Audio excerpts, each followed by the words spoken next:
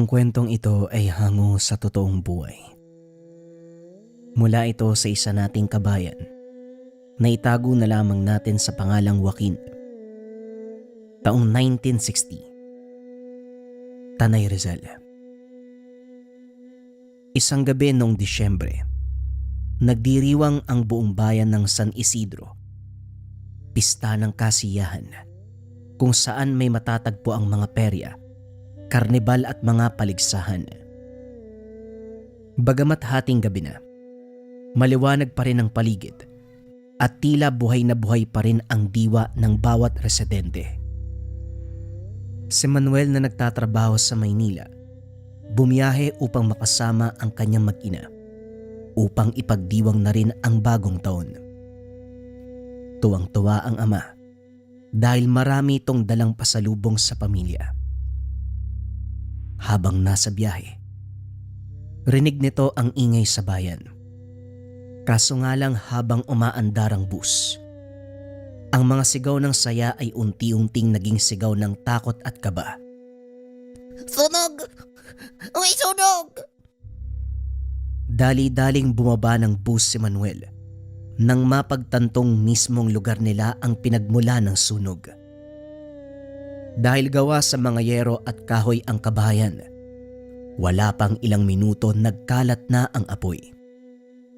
Bagamat may mga bumbero at mga residenteng nagtulong-tulong upang maapula ito, halos 2 oras ang lumipas bago tuluyang naayos ang sunog. Maraming pamilya ang naapektuhan ng tahanan at kabuhayan, at ang pinakamasaklap, namatayan ng mahal sa buhay. Ang kaninang ligayang naramdaman ng bayan, naging hinagpis, pagluluksa. Sa kasamaang palad, isa si Manuel sa naging biktima ng apoy. Halos abo na lang ang natira sa tahanan. Natagpuan niya rin ang bangkay ng mag-ina. Yakap-yakap ng ina ang 10 taong gulang na anak ni Manuel. Bagamat matigas, matapang, hindi maiwasan ng ama na umiyak at mapaluhod sa nadatnan. Ayon sa otoridad, napabayaang saksakan ang dahilan ng sunog.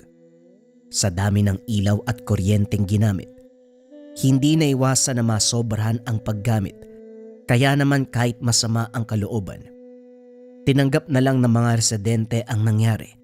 Aksidente lang ang lahat.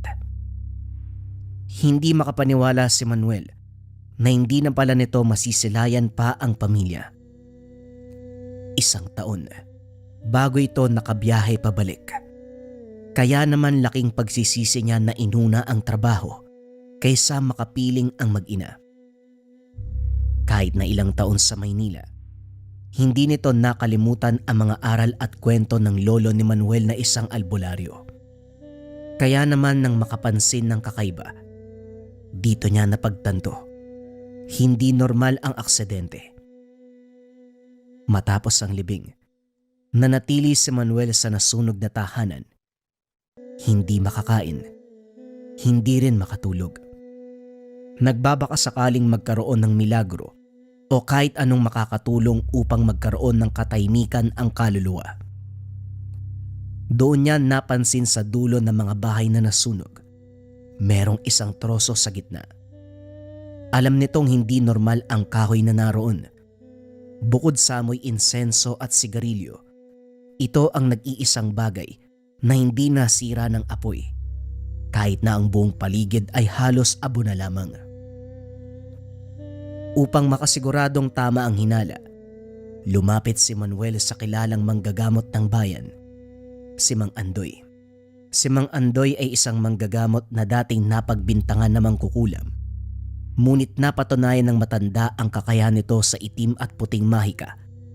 Kaso nga lang hindi niya ito ginamit sa kasamaan. Bagamat makapangyarihan, halos walang nalapit dito dahil sa takot. Dinala ni Manuel ang matandang manggagamot sa lugar.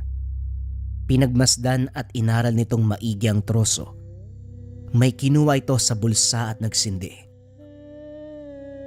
Mang Andoy, ano yan? Tanong ni Manuel. Dagta ng kamangyan. Tugon ni Mang Andoy. Magtatanong pa sana muli ang ama. Ngunit napansin nito na tila ayaw magpaistorbo ng matanda. Matapos magsindi, inilagay niya ito sa isang mangkok na gawa sa tanso. Naglabas ng isang maliit na botelya na tila may lamang dugo ng hayop. Nagsalita ito ng orasyon. Nung una ay hindi maintindihan ng lalaki. Ngunit sa huli, Huwag mong itago sa apoy ng katotohanan. Ilantad ang lihim na pilit itinago sa abong itim. ang usok mula sa mangkok. Unti-unting nagkaroon ng imahe. Isang dambuhalang nilalang na itim ang balat. Balot ng balahibo at merong malaking bibig. Doon din nakita na meron itong hawak na tabako, nakatira sa puno ng akasya, at sa bawat pagpihit nito, imbis na usok, apoy ang binubuga. Isang kapre. Kapre ang may gawa nito? Hindi basta kapre, kundi kapre ng apoy. Mas bihira, mas mapanganib at mas mapanira. Kitang-kita ni Manuel ang kapre ng gabing yun, kung paanong itinapon ang apoy sa isang tahanan na siyang pinagmula ng sunog. Hindi aksidente ang lahat. Kailangan malaman niya ng taong bayan. Tama ka. Hindi nga ito aksidente, pero hindi din ito ginawa ng walang dahilan. Matapos ng kaganapan, pumunta si Manuel sa tahanan ng lolo, habang si Mang Andoy dumako sa kabilang bayan upang bisitahin ng isang dating kaibigan. Habang nasa tahanan ng lolo si Manuel, sa isang liblib na parte ng kagubatan, matatagpuan ang hindi kalakihang kubo. Napapalibutan ito ng iba't ibang uri ng halamang gamot at mga puno na may samot-saring bunga. Ilang beses kumatok si Manuel, kaso nga lang makalipas ang ilang sandali, napagtanto ng lalaki na walang tao sa tahanan. Sino ka, iho? Anong ginagawa mo riyan? Wika ng isang matandang babae. Nakakagulat naman po kayo, pero inaantay ko lang po yung lolo ko. Baka lumabas lang sandali eh. Si Kulas ba? Si Kulas ba ang lolo mo? Tama po kayo. Pasensya ya. Alam kong hindi ito ang gusto mong marinig. Pero hindi na ako magpapaligoy-ligoy pa. Matagal nang wala si Kulas. Ako na lang ang naiwan upang bantayan ang naiwang tahanan. Ano? Kailan pa ho? Ano pong kinamatay niya? Mahabang istorya, iho. Pasensya ka na. Pero kung gusto mo, pwede mo namang silipin ang tahanan ng lolo mo. Wari ko may kailangan ka sa kanya. Pakiramdam ko, mahahanap mo dyan. Teka, pwede bang malaman ko nung pangalan niyo? Marami akong ginagawa, iho. Huwag kang mag-alala. Magkikita pa tayo. Huling wika ng matandang babae. Kagad siyang umalis. Pagpasok ni Manuel sa tahanan, naubo ito sa dami ng alikabok sa paligid. Tila ilang taon nang walang naninirahan dito. Iba't ibang gamit ang naiwan. Mga baul, sandata. Ngunit ang umagaw ng atensyon, ang aklat na gawa sa abaka. Meron itong mga sulat kamay na wari galing sa kanyang lolo. Habang binubuklat ang bawat pahina, iba't ibang orasyon ang tumambad kay Manuel.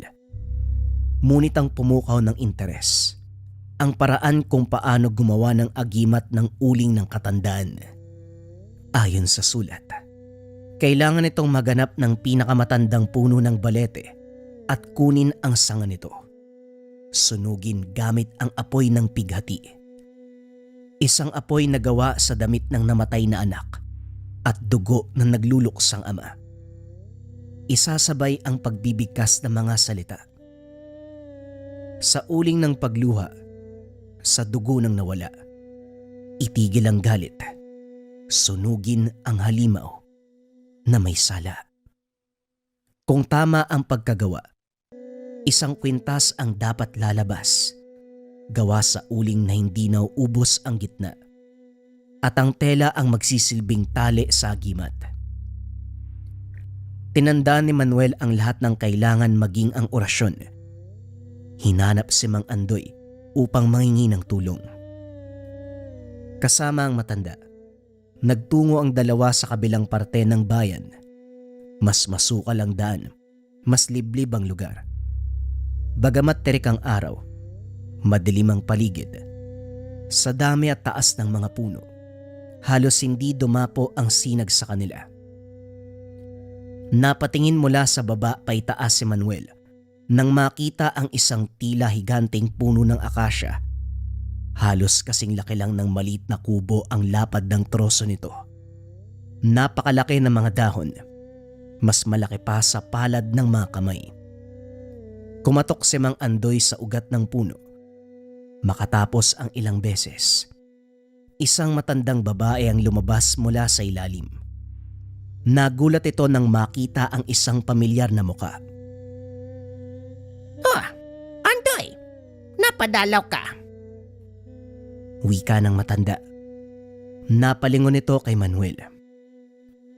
Sabi sa'yo, iho magkikita pa tayo. Magpapaalam sana kami, Sonia. Kung maaari ba, makahingi ng sanga mula sa puno mo? Kailangan daw kasi mula sa napakatandang puno ng akasya ang gagamitin. Kung ganon, hindi ito ang punong hinahanap niya. Tugon ng matanda. Naglakad ito palis. Teka, dambuhalang puno na to at saka mukhang matanda na. Hindi pa to yun? Marami ka pang hindi alam, iya. Maraming kayang gawin ng kalikasan na hindi kailanman maiintindihan ng mga tao. Sa liblib na bahagi ng kabundukan, matatagpuan ang isang maliit na lagusan. Tila kuweba sa ilalim ng bundok ang lugar. Pagpasok, laking gulat ni Manuel na hindi ito madilim. Tila mala-paraiso pa ang paligid. Maluwag, puno ng iba't ibang klaseng bulaklak, halaman at mga insekto. Sa gitna ay meron talon. Kagad silang nagtungo sa tuktok. Sa itaas hindi makapaniwala si Manuel sa ganda ng tanawin. Sobrang nakakabighani yung ganda ng paligid. Pero Aling Sonia, bakit mo kami dinala dito? Asan yung puno ng akasya? Nakakatawa ka talaga, iho. Hindi mo ba alam kung ano ang tinutungtungan mo ngayon? Napatingin siya sa inaapakan. Ang akala niyang lupa ay troso pala. Ito ang pinakamalaki at matandang akasya sa lugar na ito. Hindi basta-basta ang nakakaalam ng lugar. Kaya't siguraduhin mong hindi ka magdadala ng kahit na sino dito. Pero, paano nagkaroon ng talon dito? Hindi ba gawa sa lupa at mga bato ang mga talon? Iha, ilang beses ko bang sasabihin sa'yo? Ang kalikasan ay may kakayahang gumawa ng mga bagay na hindi kayang maintindihan ng mga mortal. Sige na, magpaalam ka muna bago kumuha ng sanga. Hindi na question pa ni Manuel ang mga pangyayari. Sinunod ang payo ng matanda. Matapos makuha ang sanga, bumalik sa tahanan si Aling Sonia. Kagad nagtungo sina Mang Andoy at Manuel sa lugar na nasunugan. Matagal-tagal nagalungkat ang lalaki bago makatagpo ng damit na pagmamay-ari ng anak. Hindi nito mapigilang maluha nang mahawakan ng tela. Huwag kang mag-alala, anak. Ipag-iiganti kita. Sa kubo ni Mang Andoy, ginawa ni Manuel ang orasyon. Sinunog ang sanga, kasama ang damit. At matapos patakan ng dugo, sinambit nito ang orasyon. Nagliyab ng itim na apoy ang sanga. Kinabahan si Manuel na baka nagkamali ito ng ginawa. Magtiwala ka, iho. Ang para sa'yo, ipagkakaloob. Wika namang Andoy. Nagkaroon ng lakas ng kalooban ang binata. Lumipas ang ilang minuto. Tuluyang nawala ang itim na apoy. Hinalungkat ni Manuel ang abo. Hinanap ang agimat. Laking pasasalamat ng lalaki nang matagpuan ang isang tatsulok na kwintas. Merong mga simbolo, ngunit hindi pamilyar sa kanya. Maraming salamat sa tulong niyo ni Aling Sonia. Ang kailangan ko na lang gawin, hanapin ang nilalang na pumatay sa anak ko at magkaroon ng katahimikan na tostisya ang lahat. Nang gabing yun, sinamahan ni Mang Andoy ang lalaki. Bagamat hindi niya ito kilala, nakaramdam ng simpatya ang matanda sa nagluluksang ama. Tulad ni Manuel, nawala din ang sariling anak ni Mang Andoy. Ngunit imbis na magiganti, pinatawad nito ang salarin dahil tunay na namatay sa aksidente ang anak. Nais ng matanda na malaman kung ano ang posibleng nangyari sa kanyang buhay kung naghiganti ito, tulad ng gagawin ni Manuel. Sa tulong ng orasyon at ritual ni Mang Andoy, natunto nila ang eksaktong lokasyon ng kapre. Hapon na nang matapos ang lahat. Habang naglalakad, nakarinig sila ng mabilis na yapak. Tila may tumatakbo sa kanilang likuran. O Sonia, bakit ka nandito? Sandali! May kailangan kayong malaman. Baka pwedeng mamaya na po yan, Aling Sonia. Makakalis ang nilalang bago. Hindi! Ngayon nyo kailangang malaman. Ang kapring nais nyong patayin, hindi niya ito ginawa ng walang dahilan. Ano pong ibig niyong sabihin? Ang kapring yon ay bihira dahil meron itong kakayahan sa apoy. Isa siyang tagapangalaga ng kagubatan. Matiwasay at payapa ang lahat. Pero nagbago ang lahat nang dumating ang mga kababayan mo. Ilang taon na nakalipas, pero wala kahit isang nangingi ng tawad o bumawi sa mga kasalanang nagawa sa kanya ng mga tao. Pinagpuputol ang mga puno, sinunog ang kanyang lupain, ginawang patag ang kabundukan upang gumawa ng mga establishmento. Tinapon ang mga basura sa kanyang siyapa at tinanggal din siya sa sariling tahanan. Ilang taong sumubok ang kapre ng apoy na magintay. Nagpapakasakaling matauan ng mga tao at bumawi sa mga kasalanan. Ngunit lahat ng awang binigay niya ay sinuklian lamang ng pangiinsulto. Nang gabing yon napuno na ang kapre. Labis ang tuwa at kasiyahan ng bayan. Sinakop ng tao ang hindi sa kanila. Kaya naman, Gumanti siya. Naiintindihan ko. Kaya gumanti ang kapre. tama ka Andoy. Lahat ng nagdiwang ay bahagi ng pagkasira ng kanyang lugar. Kaya lahat ng dumalo, sinunog niya gamit ang apoy. Pero bakit pati yung anak ko? Ang 10 taong gulang kong anak na walang kamuwang-muwang sa mundo. Bakit niya dinamay? Biktima lang din ang anak mo, Manuel. Katulad ng kapre ng apoy. Ngayong alam mo na ang rason. Ipagpapatuloy mo pa rin ba ang binabalak mo? Oo. Walang makakapigil sa akin. Nalungkot si Aling Sonia sa naging sagot ni Manuel. Kung hindi ito titigil, magpapatuloy lamang ang siklo ng karahasan. Lahat ay gaganti. Hindi na sumama pa si Aling Sonia sa laban. Binalaan na lamang si Manuel na hindi magiging madali ang gustong mangyari. Imbis na maganti ang anak, may posibilidad na siya ang mamatay sa bakbakan. Gayunpaman, buo pa rin ang loob ng amang naghahanap ng hustisya. Sa puso ng kagubatan, sa ilalim ng puno ng akasya, muling naamoy ni Manuel ang usok ng tabako. Nga pala iho, Baka hindi mo lang alam ano. Nagpapakita lamang ang kapre sa mga nais nito na makita siya. Kaya kahit anong gawin mo, kung ayaw nitong magpakita, wala ka magagawa.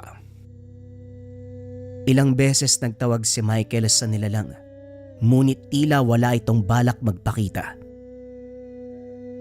Alam kong nandito ka, kapre ng apoy.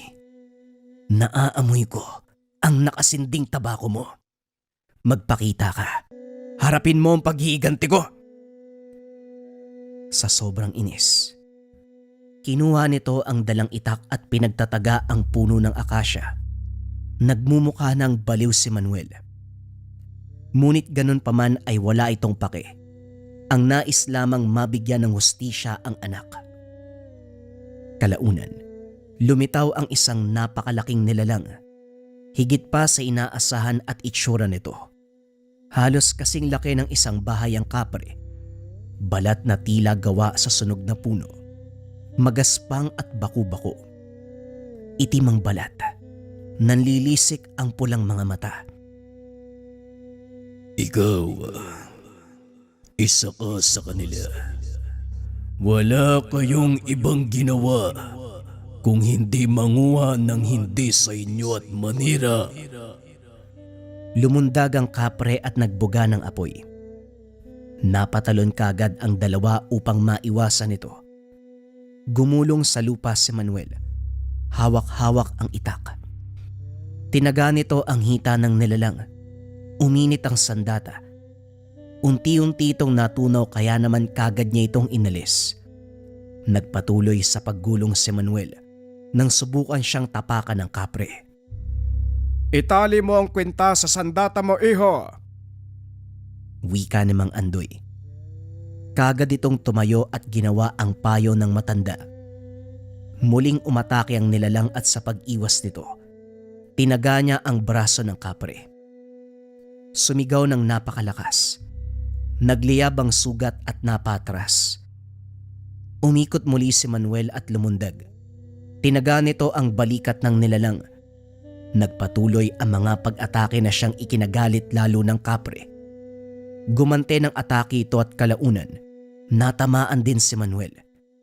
Sa lakas ng hampas, napatras ng malayo ang lalaki. Humalakhak ng napakalakas ang nilalang. Malademonyo ang ingay nito. Nanlaki ang mga mata ni Manuel nang mapagtantong nawala sa paningin ng kapre.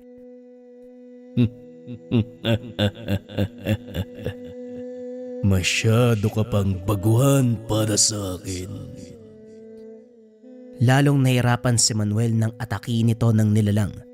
Bukod sa hindi makita, malakas ang bawat paghampas. Nagtamo ng ilang pasa, sugat at bali sa buto si Manuel. Tumalsik ito sa sanga at tila nawalan ng malay. Bagamat nahihirapan, napansin nito ang mga sugat na natamo kanina ng kapre. Hanggang ngayon ay nag-aalab. Dahil doon, nagkaroon ng ideya si Manuel kung nasaan ang nilalang. Nakaiwas ito ng ilang beses. Dumakot ng lupa upang ibato. Ginamit ni Manuel ang oportunidad upang muling atakihin ng nilalang. Bawat sapak, hampas at bato ay may damdamin.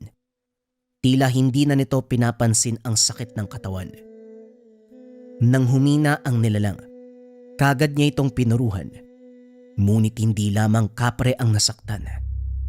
Sa lakas ng kanyang hampas, tuluyan din itong nabali ang sariling katawan.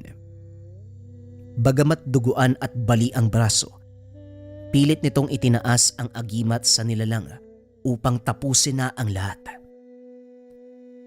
Para sa dugo ng anak ko, tapusin ang mapiligro mong apoy! Lumiwanag ang paligid. Habang umiilaw ang agimat, dali-daling tinaga ng lalaki ang kapre sa leg. Damang-dama ang angil nito sa bawat atake. Tila naging halimaw na din ito dahil sa labis na galit na nadarama. Hindi man maganda ang nangyari sa'yo, pero kumpara sa dami ng buhay at pamilyang nasira mo, hindi pa yan sapat sa kamatayan mo. Hindi na pumalag pa. Hinayaan na lamang ng kapre ang mga susunod na magaganap. Tinarak ni Manuel ang agimat sa dibdib ng nilalang. Nagliyab ito at natumba sa lupa. Bago tuluyang mawalan ng malay, muling nagsalita ang nilalang.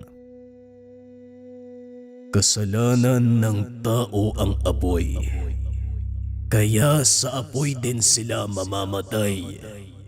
Sabihin mo sa akin, anong kasalanan ng 10 taong gulang na bata? Hindi dapat kasama ang anak mo. Lalo na't naging mabuti ang batang yun sa akin. Tuwing umaga, nag-iiwan siya ng iba't ibang uring matatamis na pagkain.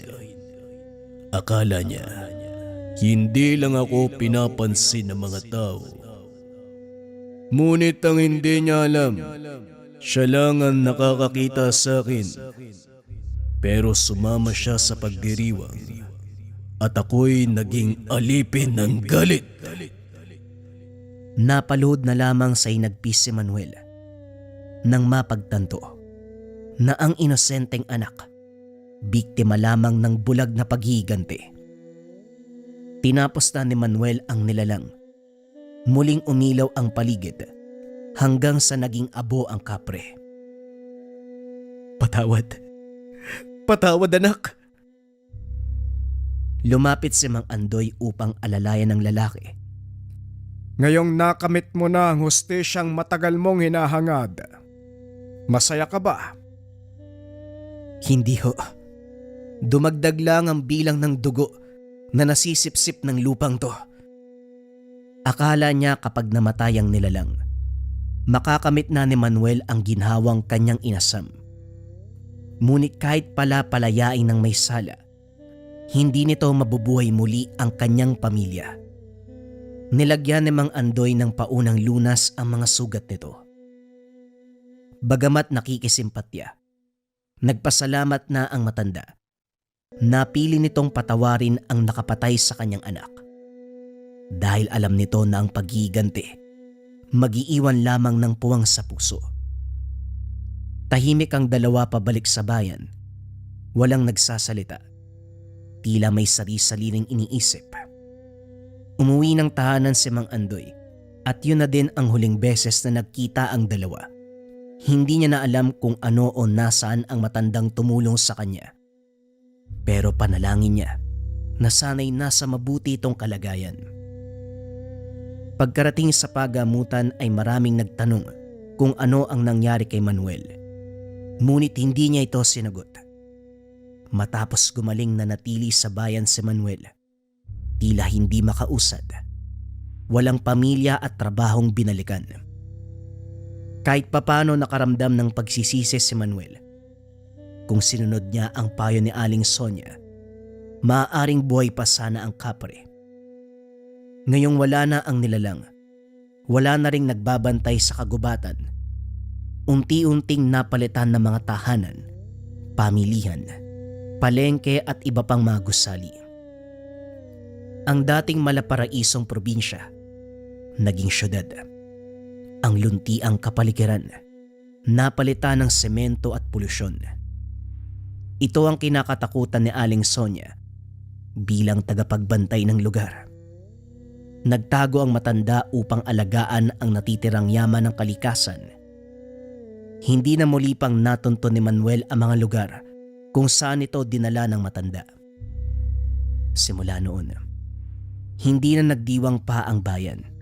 Kahit anong okasyon, wala nang kasiyahan, kantahan at handaan. Tanging kalungkutan lamang at alaala ng mga yumao ang natira. Unti-unting nabawasan na rin ang populasyon ng lugar. Tanging mga abandonadong gusali at iilan na lamang ang naninirahan. Lumipas pa ang mga taon. May matandang lalaki na pagala-gala sa lugar. May bitbit itong sako at kung minsan na pagkakamalang taong grasa. Bagamat pakalat-kalat, madalas natatagpuan sa loob ng simbahan. Tahimik at halos hindi makausap. Bukod sa sako, meron itong dalang maliit na bote, puno ng abo at may uling din sa loob. Kahit mapagtripa ng kabataan, hindi ito pumapalag. Maliban na lamang kung papakialaman ang boteng bitbit. Nagiging bayolente ang lalaki sa puntong kailangan na siyang maikulong. Dahil tahimik at hindi naman nanggugulo ang matanda, binalaan na lamang ang natitirang residente na wag na itong pakialaman dahil payapa namang gumagala ang taong grasa. Wag lamang papakialaman ang kanyang bote na naglalaman ng itim na uling. Kung para sa mga tao normal na bote lang ito at baliw ang tao, ngunit para sa may mga kaalaman, ito ang mutya na kanyang ginamit upang mapatay ang isang mapanganib na nilalang na kung tawagin nila, kapre ng apoy. Bagong kwento pa rin ang kasunod mga kabayan. Ito ay tungkol sa maglolo na manunugis. Ang kwentong ito ay hango sa totoong buhay. Mula ito sa isa nating kabayan na itago na lamang natin sa pangalang Dondon. Taong 2002, Samar. Lumaki si Dondon sa piling ng lolo at lola na ginagalang bilang mama at papa. Bata pa lang, hindi na nakasama ang mga magulang dahil magkasabay na nasawi sa isang trahedya. Sa murang edad, namulat sa gawain ng isang manunugis sa kanyang lolo Danyok. Biyasa sa pakikipaglaban sa iba't ibang uri ng aswang. Natuto siya kalaunan, sumama para hindi lang masaksiyan ang aktwal na sagupan, kundi maging katuwang sa bawat laban. Hindi may tatanggi ang kakayahan ng binata, maayos na nahubog ng lolo. Umaga pa lang, hindi na malaman ni Lolo Danyok kung ano ang gagawin sa mga alaga. Lahat ng baboy at kambing nakahandusay sa sulok ng kulungan. Ilang buwan na silang ginugulo ng angkan sa hindi malamang dahilan, basta na lamang itong sumalakay. Kung hindi sila ang inaatake, mga alagang hayop ang pinagdidiskitahan. Pero sa pagkakataong ito walang tinira. Danyok, bakit parang iniipit tayo ng sitwasyon? Pilit tayong nagpipigil para hindi mapatulan ng pagmamalupit ng mga aswang. Pero patuloy lamang silang namiminsala. Hindi na tama ang nangyayari. Wala na tayong kabuhayan. Wika ni Lola Sonia. Sa tingin mo ba natutuwa ako sa nagaganap? Ubus na ang pasensya ko sa angkan na yon. Nananahimik tayo pero ito sila. Nagsisimula ng gulo. Tama na ang panggugulo sa atin. Panahon na para lumaban. Dondon, maganda ka. Dahil sa muli nilang paglusob, lalaban tayo. Nakahanda na ako noon pa, Papang. Hudyat niya lang ang inaantay ko. Tugon ni Dondon. Teka, pinabalak niyong kumalaban sa kanila. Danyok, alam kong may laban tayo dahil sa mutyang tangan mo. Pero maraming madadamay sa oras na mangyari yan. May mga kapitbahay tayo. At alam mo rin ang kanilang kondisyon. Hindi ba pwedeng kumalma na lang muna tayo? Baka titigil din sila. Hindi na ito madadaan sa pagbabakasakali, Sonia. Hindi titigil ang mga yan. Nakita mo naman kung paano sila mag-umpisa ng kaguluhan. Sasagot lang tayo sa hamon nila at sisiguraduhin kong walang ibang madadamay. Ako pa, inuuna kong seguridad ng mga tao. Sisiguraduhin kong walang ibang mapeperwisyo. Sasama ako, Papang. Matagal na akong hindi nakikipagbakbakan. Nasasabik din ako mamugot ng ulo lalo na kapag aswang. Isa ka pa, Dondon. Wala kayong pinagkaiba ng lolo mo. Ang sarap niyong pag-untog, ko. Wala ba talaga ibang paraan para matigil na to nang hindi tayo napapasabak sa labanan? Hindi maganda ang pakiramdam ko sa binabalak niya. Marami kasi sila. Eto namang si Sonia parang Hindi pa nangyayari kaya kumalma ka muna. Nauuna ang reaksyon mo Ang pangit pakinggan. Ganyan talaga si Mamang Sonia. Paano kasi walang bilib sa atin? Papang, ayaw maniwala na kaya natin na kahit sinong aswang pa yan. Puro pag-aalala kasi yung iniisip eh. Alam nga namang hikayatin ko kayong humarap sa mga halimaw na yon delikadong delikado. Walang lola at asawa na gugustuhin makipaglaban ng pamilya sa mga nilalang na kagaya niyan. Oo na, ang dami pang sinasabi eh. Doon ka na lang sa kusina. Pagkaabalahan ng paghahanda ng makakain, lalabas muna kami ni Dondon. Ililibing ang mga alaga. Pagkatapos mabitbit ang mga kagamitang panghukay, isa-isa nilang kinarga ang mga alagang patay. May kapitbahay pang gustong bumili dahil uulamin. Gagawing pulutan pero hindi pumayag si Lolo Danyok. Tigil-tigilan nyo nga yung pagiging hayok sa karne. Biktima ito ng aswang at hindi tayo sigurado kung may iniwang lason sa katawan ng hayop. Kung sakaling makain nyo at umepekto, kasalanan ko pa. Naghahanap lang kayo ng problema eh. Ito talagang si Lolo Danyok. Ayaw kaming patikimin ng masarap eh. Tamang-tama yung gawing pulutan ng tataba eh. Bibili naman namin sa tamang presyo. Kung gusto nyong kumain ng karne, pumunta kayo sa palengke. Ilang minutong lakad lang naman yan. Huwag tong mga alaga namin dahil biktima ng nilalang. Delikado sa kalusugan at buhay. Makinig kayo ah. Huwag nang ihirit at baka mahambalos ko kayo ng piko. O narinig niyo si Papang, huwag na kayo magsalita ah. Doon na lang kasi kayo sa palengke bumili.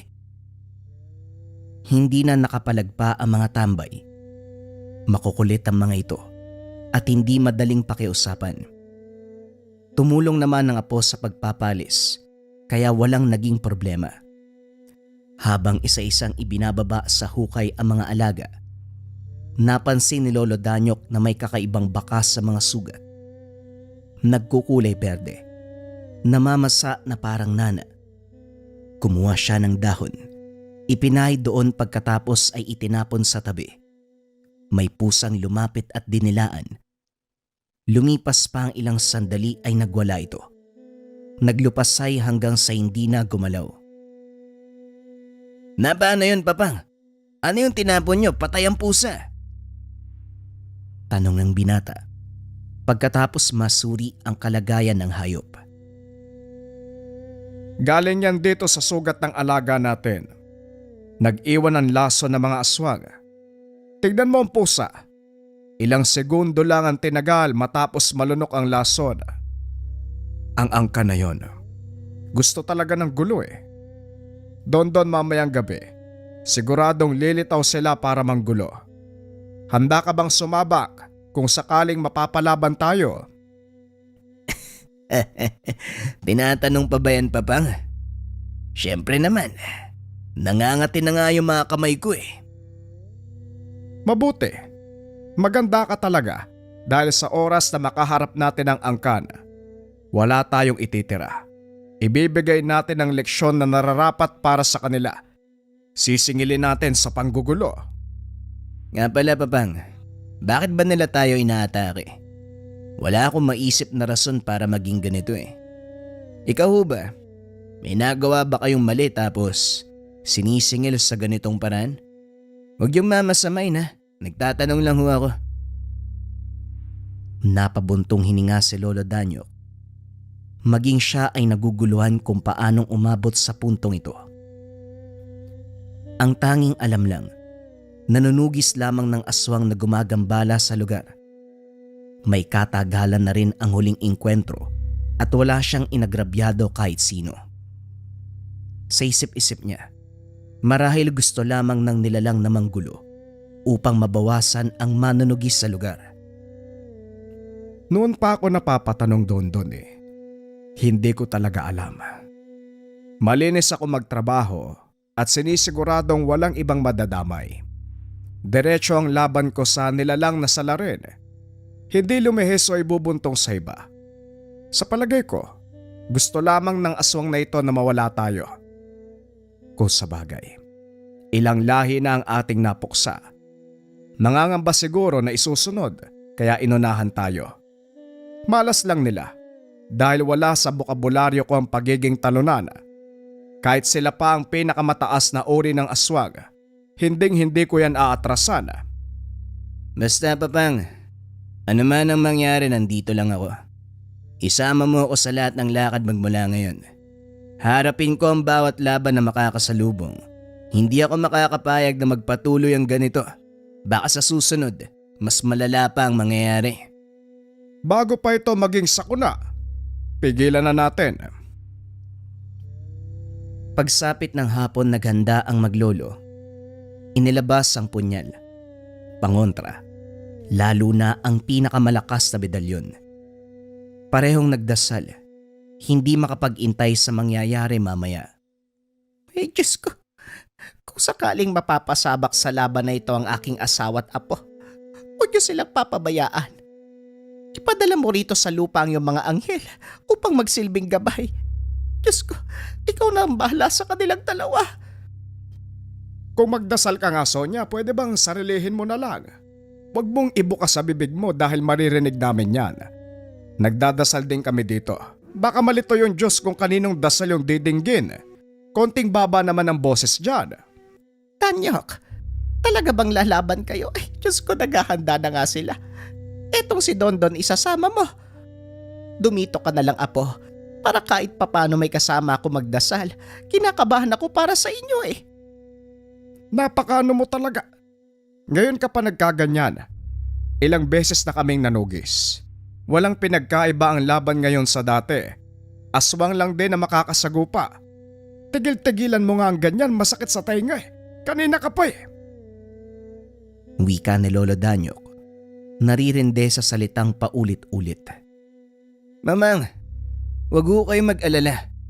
Ang totoo, wala ka nga dapat ipag-alala eh. Alam namin ni Papang ang gagawin. Hindi kami makikipagtuos kung alam namin na wala kaming laban. Mamang, magtiwala kayo kay Papang. Siya kaya ang isa sa pinakamalakas na manunugis ng aswang sa balat ng lupa. Wala pang nakakatalong nilalang sa kanya. Ni hindi nga nagkaroon ng galos sa labanan niyan. Ang sabihin mo, kumakampi ka pa sa kanya. Parehong-pareho talaga kayo mula noon hanggang ngayon. O siya, ako nang maiwan dito sa bahay. Magdarasal ako. Yun lang naman ang magagawa ko eh. Kung marunong lang akong humawak ng patalim, edi sana sumama ko sa inyo. Dumito ka na lang. Magbantay ka ng tahanan. Hindi naman kami magtatagal doon eh. Makalipas ang ilang sandaling paghahanda. Naalerto na sila dahil nangangamoy ang paligid. Lumalantad sa hangin ang bakas ng mga aswang. 3 ang nabilang ni Lolo Danyok pagkatapos masilip. Noong nakaraang mga araw ay 2 hanggang 4. Tinignan niya ang ibang bahagi ng bakuran. Malinaw na nakikita ang figura ng aswang. Nagtatago sa nagyayabungang halaman. Maging alisto ka, Dondon. Unti-unti silang lumalapit. Noon may distansya pa eh. Ngayon nasa bakuran na. Ihanda mo ang punyal mo. Sonia, doon ka muna sa kwarto natin. Hindi yon malalapitan dahil malakas ang pangontra doon. Huwag kang mag-ingay at kapag nakalabas na kami, saka lamang magbubukas ng pintuan kapag ako ang tatawag ng pangalan mo. Nagkakaintindihan ba tayo? Tumango si Lola Danya. Pumasok ng kwarto at nagsimulang magdasal. Dahan-dahan ding lumabas si Lolo Danyok. Naging maingat upang hindi kagad mahalata ng mga aswang. Sumunod si Dondon. Sa harapan dumaan at dali-daling sinunggaban ang nilalang sa halaman. Madali itong nakabawi. Nangalmot at nangagat. Saka lang humiwalay pagkatapos nadaplisan ng punyal. Daplis lang, pero malubha ang naging kalagayan. Naglupasay habang umiinda. Sunod na sumugod ang isa pang aswang. Napansin din ito ni Dondon kung kaya't kaagad natapatan ng atake. Walang pinagkaiba sa nauna. Sa simpleng pagsaksak ay natumba. Si Lolo Danyok sa kabilang banda, natakasan ng isa. Hindi nagkaroon ng pagkakataong makipagtuos dahil matapos makitang bumagsak ang unang nilalang, nagmamadaling umalis. Buti ka pa natapos kagad ang dalawa. Samantalang ako, isa na nga lang hindi pa nahuli. Bilisan mo kasi. Kaya natakot nung napatay ang unang kasama eh. Tinakbuhan tuloy tayo. Ang hihina naman ng mga to.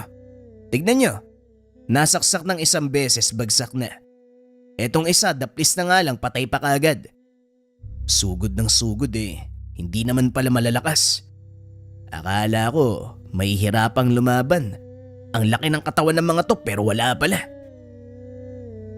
Sinuri ni Lolo Danyok ang katawan ng mga nilalang. Merong nana ang mga sugat. Sinubukan niya ang ginawa kanina. Ipinahid sa dahon at nagtawag ng pusang gala. Patay pagkatapos madilaan ang likido. Makamandag pala mga aswang na ito. Ang sariling dugo ay may halong nakakamatay na nana. Halika, iligpit natin kagad bago pa kumalat sa hangin. Delikado kung tao ang makakalanghap. Itinabi ang bangkay sa hukay ng mga alagang nilibing. Nilagyan ng orasyon. Sinunog upang maiwasan ang hindi dapat mangyari. Umalis sila pagkatapos. Pagkarating ng bahay, naroon ang aswang na nakatakas kanina. Nakasampa sa bubong habang sinisikap na tanggalin ang yero. Hindi mo yan masisira. Mas matibay pa ang bubong namin kaysa sa buto mo sa katawan. Bumaba ka. Kung ayaw mong malusaw, talagang matutusta ka. Wika ni Lolo Danyok. Hindi ito basta pananakot. Dahil may ginawang paraan upang ang kung sinong aswang nadadapo, mapapaliguan ng langis. Kung tatagal ng ilang sandali ang nilalang, siguradong mamamatay ito. Hindi nakinig. Patuloy na kinalmot ang hero. Hanggang sa dahan-dahang umepekto ang pangontrang ipinahid sa bubong. Kasunod nito ang pagbuhos ng langis na nakasilid sa bote sa tabi. Nagwala ito. Nawala ng balanse at nahulog. Dito nila tinambangan. Pinagtulungan hanggang sa umandusay na lamang. Puro saksak at taga ang katawan. Akala siguro magtatagumpay sa ginagawa. Talagang bumalik pa. Yan tuloy ang sinapit. Kung umuwi ka na lang sana at nagtago, buhay ka pa sana ngayon. Grabe na nangyayari. Maging alisto ka pa rin doon. Marami pa ang angka nito. Baka nagtatago dyan sa tabi, biglang sumugod. Mukhang maghuhukay na naman tayo, Papang. Sandali, titignan ko ang paligid. Dahil baka meron pang susunod. Para isang ligpit na lang. Ang mabuti pa maglibot ka. Dito lang ako. Asikasuhin ko lang ang isang to. Sinuri ni Dondon ang paligid. Tinignang mabuti ang bawat sulok. Sinadya rin ang mga kabayan sa unahan upang makasigurado. Nang walang maramdamang presensya ng kahit anong nilalang, bumalik siya ng tahanan. 3 ang napuksa natin ngayong gabi, pero meron pang natira sa kanila. Hindi natin alam kung ilan, pero siguradong babalikan tayo. Matulog ka na Dondon dahil bukas aayusin natin ang bubong. May iilang yerong nasira, kinakailangan din palitan ng langis. Ano ka ma, may aswang shabu ba? Bakit hindi ko napansin? Nandito lang naman ako sa loob eh. At, abay meron nga. Ang daming butas ng yero, Diyos ko. Sa time-time kong pagdarasal, hindi ko narinig ang ingay. May orasyon ng aswang, Sonya. May bisa kung saan hindi mapapansin ng ordinaryong tao ang kanilang pag-atake. Mabuti na lang kamo, nakabalik kami bago pa siya magtagumpay. Mas mainam nga kung makapasok ng tahanan para siguradong matutusta kapag naligo ng langis. Ay nako, ibang-iba na ang mga kaganapan. Mahihimatay ako kakaisip. Diyan ka na nga, magpapahinga na ako bago pa mawalan ng malay. Kinabukasan maagang kinumpuni ang bubungan. May dumaang kapitbahay. Nagtanong kung paano nangyari, gayong hindi naman masama ang panahon. Dito nalaman na pangkalahatan ang ginawang orasyon ng aswang. Na maging ang mga kapitbahay, hindi mapapansin ang kaguluhang dulot ng pagsalakay. Kakaiba ang galawan ng mga nilalang ngayon, Papang.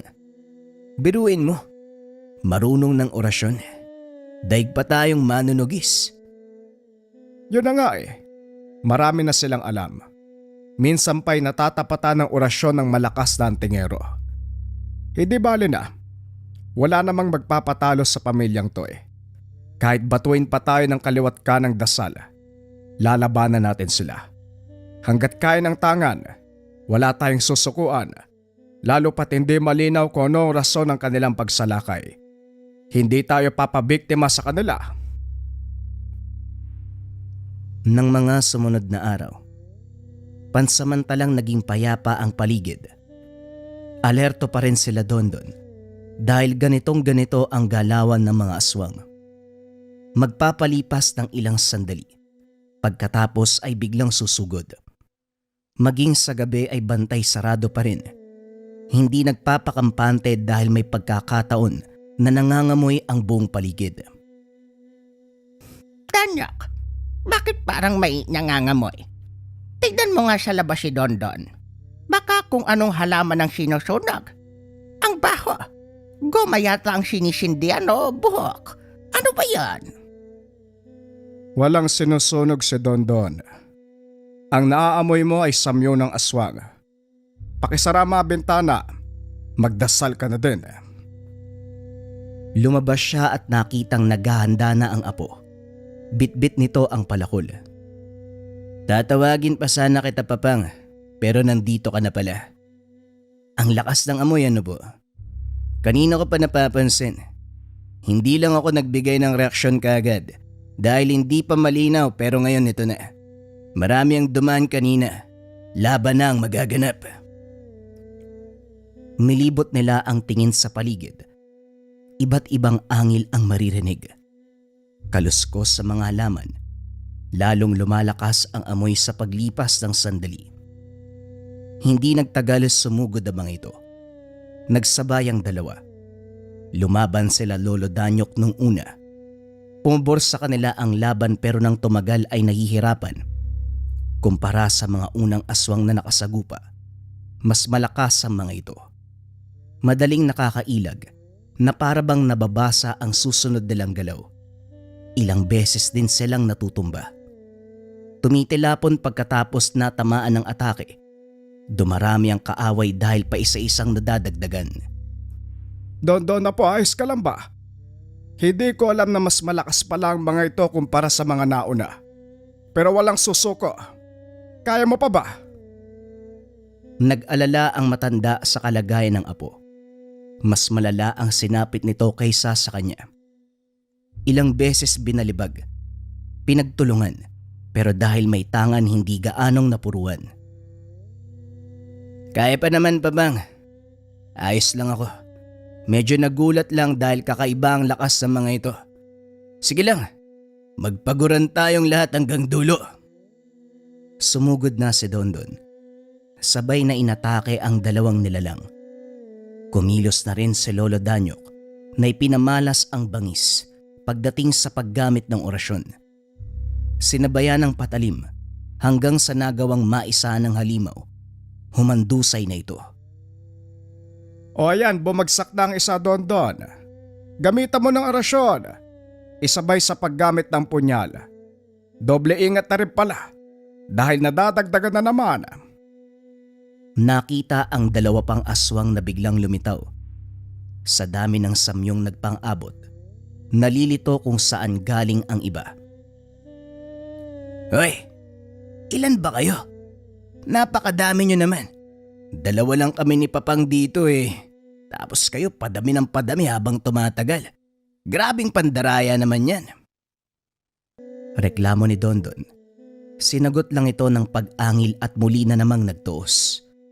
Hindi kaya ng lakas at patalim lang, kaya sinabayan ng orasyon. Maayos ang resulta nung una dahil nagawa nilang makalamang. Pero nang tumagal ay gumamit din ng orasyon ang mga ito. Nahirapan silang lumaban, nakaramdam ng panghihina. Hindi na maganda to, Dondon. Labanan mo ang orasyon nila. Huwag kang magpapatalo. Nagkarga ng mas mataas na uri ng depensa. Mas pinagtibay ang paggamit ng punyal. Hindi nagtagal isa-isa nang bumabagsak ang mga ito hanggang sa wala nang natira. Napasalampak din sila sa lupa dahil sa nararamdamang pagod. Tapos na ang laban pero mabigat pa rin ang kanilang pakiramdam. Sa tingin ko, kalahating aswang, kalahating mangkukulam ang mga ito. Ang dami kong baong mahika. May orasyon pa na ngayon ko lang narinig. Kakaiba ang tono ng kanilang pagbigkas. Napapansin mo ba? Lahat naman sila may kakaibang paraan ng pag-uusal eh. Pero wala na akong pakialam dyan, Lolo. Ang mahalaga sa akin, mapatay ang lahat ng yan. Talagang mga hayop yan. Hindi ko alam kung bakit tayo sinasalakay eh. Ang dami pa. Daig pa natin ang mga kriminal kung lusubin eh. Umabot tayo sa punto, pero wala pa rin kayong ideya sa nagaganap. Mga hangal, naturingang manunugis pero mahina ang kukote. Kailangan naming ubusin ang lahat ng manunugis. Dahil kung hindi, ang angka namin ang mauubos. Ang sakit nyo sa mata. Kahit ang mga inosenteng nilalang ay dinadamay nyo. Napalingon ng dalawa sa biglaang pagsasalita ng kung sinong lalaki. Batay sa postura nito, hindi lumalayo sa hubog ng isang aswang. Idagdag pa ang amoy at presensya. Eh sino ka naman, kalahi ka ba nila? Ikaw ang pinuno. Bakit ngayon ka lang lumitaw? Eh sana kanina pa, para sabay kayo ng mga pulpul mong tauhan. Tignan mo, lahat patay na. Huwag kang mag-alala dahil susunod ka na rin sa kanila. Sabay-sabay kayong mamamatay. Huwag ka masyadong magmataas. Tumatapang ka lang dahil sa tangan. Wala kayong pagkakaiba sa lahat ng manunugis. Kumakapit sa pangontrang mutya at anting-anting. Pasalamat kayo na awa ang kalikasan at nagbigay ng biyaya sa inyo kahit pilit niyong sinisira ang mga kagubatan. Ang dagat, ang lahat ng likas na yaman na nagbibigay sa inyo ng pagkain at lakas. Masyado ka pang maraming sinasabi. Akala mo nagmamalasakit ka sa mundo. Parte ng mundo ang mga tao. Kung pumapatay ka ng mga tao, hindi rin maganda ang ginagawa mo sa mundo. Magmag! Sumugod na ang lalaki. Si Dondon ang humarap gamit ang lakas at punyal. Samantalang si Lolo Danyok ang nagkakarga ng orasyon. Samot-saring tigal po ang binibitawan. Ilang sandali lamang ang tinagal ng nilalang. Sa sobrang kampante na matatalo ang dalawa, doon siya naisahan. Bumulagta ito sa bangkay na mga kasama. Hindi nagpigil ang binata. Pinugutan ito ng ulo. Ayan pa bang, tapos na ang dabing kuda kanina. Nagyayabang pa. Ganun lang naman pala kabilis matatalo. Wala pala tong mga to, puro salita. Hindi naman kayang panindigan ng lakas. Paano yan, Papang? Mukhang malaking hukay ang bubungkalin natin para magkasya ang mga to. Handa ako maghukay buong maghapon para lang masiguradong maibabaon sa lupa ang mga halimaw na yan. Umaga na nang nakauwi ang dalawa. Mahabang oras ang ginugol sa pagliligpit ng mga katawan. Ilang oras din bago natapos ang pagsusunog. Umuwi sila ng tahanan. Pagod na pagod, pero maluwag na nakahinga. Ang laban natin ang nagpapatunay na walang kasamaan na nagwawagi. Sa bawat laban, may kalalagyan sila at yon ay sa ilalim ng lupa. Ewan ko lang kung tatanggapin bilang pataba. Sa kasamaan nila duda ko. Pati siguro uod, hindi gustong umapak sa kanilang abo. Sigurado yan, Papang. At sa uli, ang puwersa ng manunugis ng aswang pa rin ang mananalo. Tinugis nila tayo sa layong mapatay pero bumaliktad. Ang kanila ang naubos natin. Matapos ng kaganapan, yun na ang huling matinding laban kontra sa mga aswang. May mga panggagambala pa rin na naganap. Pero hindi na kasing lala ng huling inkwentro. Paminsan-minsan merong naliligaw. Pinakikiusapan. Ang ibang nakikinig ay pinapabayaan ng umalis.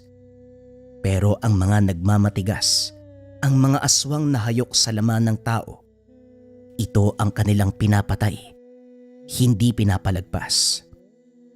Umabot din sa punto na hindi na lang mga nilalang o aswang ang nakakalaban, maging ang may mga kaalaman sa kaliwa, mga mangkukulam, mga mambabarang na nanlalamang sa kapwa. Iba nga lang ang pamamaraan ng dalawa. Dahil imbis na makipaglaban ng kumbate espiritual, sinasadya nila ang tahanan ng mga tao. Brutal na pagpatay ang ginagawa sa mga mangkukulam at mambabarang. Ayon sa dalawa, mas mabuti ng ganito ang gawin upang magmarka sa lahat ng masasamang tao na kung sila ay manglalamang sa kapwa at gagawa ng hindi maganda, may mga tao na tutugis sa kanila. Kung ano ang pinaramdam sa kapwa, yun din ang ibabalik. Kaya sa paglipas din ng panahon, hindi nakalimutan ng mga nag-aaral sa kaliwa, mga elemento at nilalang, na wag na wag silang magpapakampante dahil merong tumutugis sa kanila, ang maglolo na manunugis.